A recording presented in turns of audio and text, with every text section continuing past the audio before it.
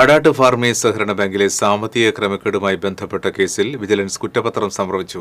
നെല്ല് വാങ്ങാനെന്ന പേരിലെടുത്ത 6.5 കോടി രൂപ കോൺഗ്രസ് നേതൃത്വത്തിലുള്ള അത്താണിയിലെ കാർത്തിക ജില്ലാ നെല്ല് വിതരണ സംഘത്തിന് കൈമാറിയതിലും കോൺഗ്രസ് ഭരണസമിതിയുടെ കാലത്ത് സർക്കാർ പുറമ്പോക്ക് ഈടുവെച്ച് വായ്പയെടുത്ത കേസിലുമാണ് കുറ്റപത്രം. പൊതുപ്രവർത്തകനായ അടാട്ട് സ്വദേശി സന്തോഷ് ചിറ്റിലപ്പള്ളി 2016 നൽകിയ പരാതിയിലാണ് തൃശൂർ വിജിലൻസ് യൂണിറ്റ് അന്വേഷണം നടത്തിയത്. 2013-14 ഭരണസമിതി പിരിച്ചുവിട്ട് അഡ്മിനിസ്ട്രേറ്റർ ഭരണം ഏറ്റെടുത്ത സമയത്താണ് വായ്പാ തട്ടിപ്പ് തുടങ്ങിയതെന്നാണ് ആക്ഷേപം.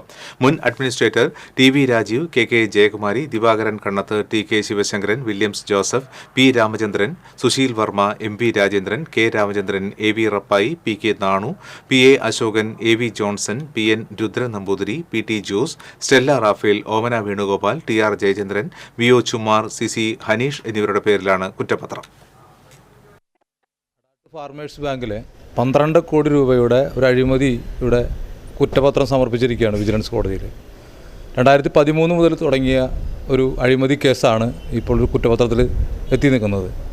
സർക്കാർ പുറമ്പോക്ക് ഭൂമി പണയപ്പെടുത്തി 10-20ഓളം ഉദ്യോഗസ്ഥന്മാരും കോൺഗ്രസിൻ്റെ നേതാക്കന്മാരും കൂടി പച്ചയായ ഒരു അർദ്ധ സർക്കാർ സ്ഥാപനമായ ഒരു ബാങ്കിനെ തകർക്കാൻ ശ്രമിക്കുകയും നിരവധി ആളുകളുടെ നിക്ഷേപ തുകയാണ് അവർ കള്ള രേഖയുണ്ടാക്കി തട്ടിയെടുത്തത്.